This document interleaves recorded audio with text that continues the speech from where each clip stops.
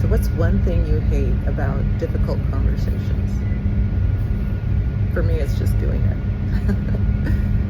I always try to imagine what's going on in the other person's head, which is not the best thing to do.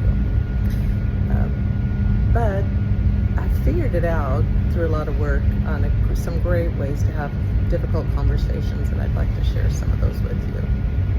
The first one is just don't imagine what somebody else is seeing. You really never know what's going on in their brain. I'll be sharing, that seems like a simple one, right? But we'll be going through those and several more tips in my upcoming class webinar on difficult conversations, and I would love to have you join me.